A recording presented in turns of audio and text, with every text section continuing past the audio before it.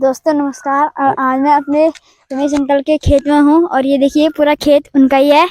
और यहाँ ये अपने फल उगाते हैं जैसे टमाटर, आलू, मूली होगी, तो इस प्रकार के उगाते हैं चीज़ें यहाँ। तो आप कब से कर रहे हैं अंकल जी? मेरे को 4 साल हो गए। अच्छा, 4 साल से आप कर रहे हैं। तो आपकी उम्र कितनी है अभी? 65 साल। अच्छा, तो देखिए 65 साल में भी यहाँ पे खेती कर रहे हैं। और ये देखिए, तो अंकल जी कब से उगाया आपने? कितने दिन हो गए इसको? इनको अभी 2 महीने हो रहे हैं। अच्छा, 2 महीने हो गए इनको। अच्छा, और आलू भी उगाए थे आपने? आलू भी लगाए थे। खत्म हो गए आलू? आलू खत्म हो गए। बीन्स लगाया है, मूली लगाई है, और बाकी लौकी है, तोरई है, और हरा धनिया है। अच्छा, लगभग बरसात की सभी सब्जियां लगा रखी है। अच्छा, तो आपके यहाँ दिक्कत क्या क्या होती है? दिक्कत हमारे यहाँ दिक्कत है। न तो यहाँ पर ये ऐसी जगह पर है कि न तो यहाँ बीज मिल पाता ढंग का बीज मिलता है, न यहाँ पर सरकारी कोई मदद मिलती है। नेता लोग जो आते हैं, कर्मचारी आइए, अधिकारी वर्ग जो भी आता है, उन्होंने अपनी फोटो खींची, ऐसा करो उन्होंने 2-4 गप्पे मार के चल देते हैं। उनको समझा। सबसे ज़्यादा दिक्कत फेंसिंग की है, क्योंकि खेतों में जो कम हो या ज़्यादा हो वो अलग चीज़ है, लेकिन फेंसिंग का होना, आवारा पशु है, बंदर है, सूंगर है, आने जो बहुत नुकसान कर जाता है। कई दफ़े इस बारे विधायक महोदय से भी बात कही थी। अपने कहा इसको विधानसभा में प्रश्न बना करके अगर इसको फेंसिंग का वो दिलवा दे तो ये सारी खेती जो चौपट हो रही है उससे जो है कम से कम 80-90% बचत हो जाएगी। जंगली जानवरों से, सूंगर से बचत होगी, लेकिन कोई सुनने वाला नहीं है।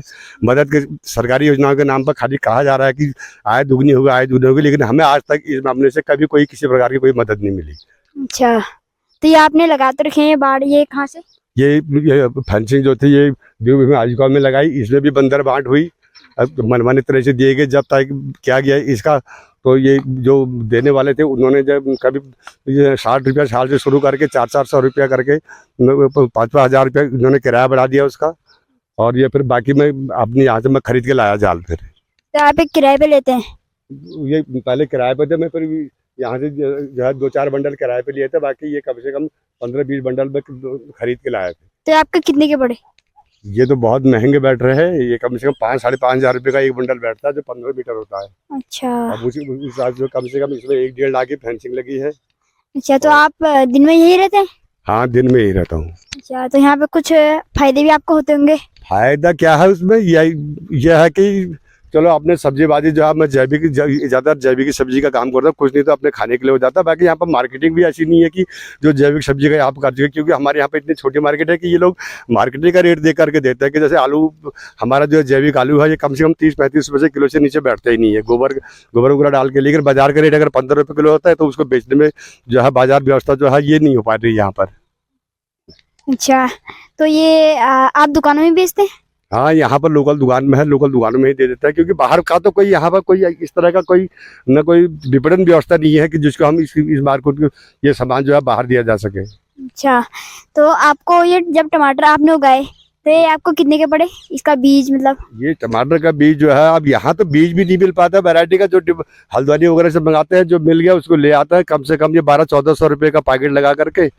तो अब ये पहले हम 2 रुपया पेड़ के हिसाब से, 2.5 रुपया 3 रुपया पेड़ के हिसाब से खरीदते। इस साल मैंने खुद ही जो है ये पेड़ उगाए। मैंने पेड़ उगा के तब समय पर लगा करके अब टमाटर जो है हो ही गए हैं, क्योंकि बरसात में बारिश होती है तो फिर टमाटर सड़ना शुरू हो जाता है। तो आपको इसमें से फायदा कितना होगा टमाटर में से? अब वो तो अभी तो मौसम से बचाना है। बारिश आप कल आधी हुई, आधी तूफान आया तो बीन्स के जो है करीब 25% बीन्स की पेड़ उखड़ गया। अभी तो इस बारे में कुछ कहा नहीं जा सकता कि क्या हो क्या नहीं हो। ये तो जब यह है कि लास्ट में ही अगर ओलों से बच गए या बारिश से बच गए तो तभी जा करके पता लग पाएगा क्या है करके। तो आप यहाँ 4 साल से काम कर रहे हैं? हाँ, 4 साल से। तो यहाँ 4 साल पहले कैसे था, बंजर था यहाँ? 4 साल पहले बंजर ही था। लोगों ने खेत छोड़ दिए हैं। ये तो ये लोगों ने इधर जो पहाड़ की तरफ दिखाई दे रहा है, ये तो लोगों ने जबरदस्ती क्या करके बोला बंजर हो रहे हैं, इनको कर लो इनको। नहीं तो पहले ये खेत बंजर ही थे। ये हमने कहा चलो खाली रहने से तो कम से कम नई जनरेशन है वो सीखेगी कि यार ये व्यवस्था होगी। लेकिन ये एक तो सरकारी मदद भी नहीं हुई, फिर दूसरी में है कि नई जनरेशन का भी यह है, उनकी भी इच्छा नहीं है कि जो लोग घर पर रहते हैं कम से कम वो लोग तो करें, लेकिन कोई काम करने को भी राजी नहीं है। तो आपने बहुत अच्छा काम किया यहाँ। और तो ये सारे खेत आपकी हैं? हाँ, इसमें से कुछ खेत हमारे हैं, कुछ हमारे चाचा ताऊ वगैरह हमारी बिरादरी के हैं। बाकी इधर जो साइड के खेत है ये दूर दराज के लोगों के खेत है कि वो लोग जो है आप इतनी दूर से आ नहीं सकते, तो यह है कि चलो हमने कहा अभी कर ही रहे, देख लेते हैं, फिर 1-2 साल अभी जब नहीं होगा तो फिर अब हम भी कोई विपणन व्यवस्था नहीं है, सरकारी मदद नहीं है। अगर जैसे यहाँ पर हमने पोलियो हाउस के लिए 1-1.5 साल से पोलियो हाउस के लिए कह रहे हैं, हाँ हो रहा, अगर पोलियो हाउस होता तो तब उसमें ढंग की कोई चीज़ करी जाती है। हम तो जो हमारी जैविक जो है परंपरा की जो है, हम तो उसी ढंग से बो रहे हैं इसको। और बाकी अधिकारी लोग भी आते हैं, उन्होंने खाली लेक्चर झाड़ा और वो चलते जाते हैं, फोटो खींची, कैमरा बनाया, उन्होंने अपने जो है, और बाकी जो है मदद के नाम पर कुछ भी नहीं हुआ यहाँ पर। इसलिए जो है अब हम भी देखते हैं, 1-2-4 साल देखते नहीं तो फिर अब कोई हमें भी नहीं लगता कि जब सपोर्ट ही नहीं है तो सपोर्ट जो भी हो रहा है कागजों में ही हो रहा है, बाकी यहाँ जमीन पर कोई सपोर्ट किसी भी मामले में सपोर्ट नहीं है। अच्छा, तो आप शाम को घर जाते होंगे? शाम को घर, कितने बजे जाते हैं आप घर? बस शाम को अभी सूर्यास्त के बाद घर को चल देना हुआ, कम से 7-8 बजे जाते हैं। तो आपका घर यहाँ से बहुत दूर है ना? हाँ, घर रात को जाते हैं आप? 1.5-2 किलोमीटर दूर है। अच्छा, तो देखिए हमारे रमेश बूबू जी रात को 1.5-2 किलोमीटर भी जाते हैं रात के समय। और यह सुबह जो है वो आप सरकार को क्या बोलेंगे? सरकार को क्या देगा कि कागज पर जमीन में धरातल में कोई काम हो तो उसमें कोई आदमी काम करे। सबसे बड़ी चीज तो फेंसिंग की दिक्कत है, हमारा जानवरों की दिक्कत है। दूसरे में हमारे यहाँ पर बैकवर्ड इलाका है, यहाँ पर 3 जिलों का अल्मोड़ा, पौड़ी और ये चौबोली तीनों का लास्ट कोना पड़ता है, तो इसलिए यहाँ पर कोई अधिकारी वर्ग आने को राजी नहीं है, कोई विधायक भी देखने को राजी नहीं है। तो यहाँ पे इन जगह पर आकर के जो भी योजनाएं बनती है वो जिला मुख्यालय के करीब में बनती है। तो अगर यहाँ पे इस तरह की व्यवस्था हो, तो जैसे यहाँ पानी की व्यवस्था थी, और लेकिन सरकारी मदद न होने से जो है कोई भी काम करने को इच्छुक नहीं है। और तो हम कह रहे हैं कि अगर सरकार इसमें करे तो आपको सुनने में आता है कि भाई ये 80% अनुदान मिल रहा है, ये मिल रहा है, लेकिन जमीन पर कोई काम मुझे दिखाई नहीं दे रहा है। अच्छा, तो आपने यहाँ बहुत बढ़िया कर रखा है, लेकिन नदी के साइड पे है ना आपके?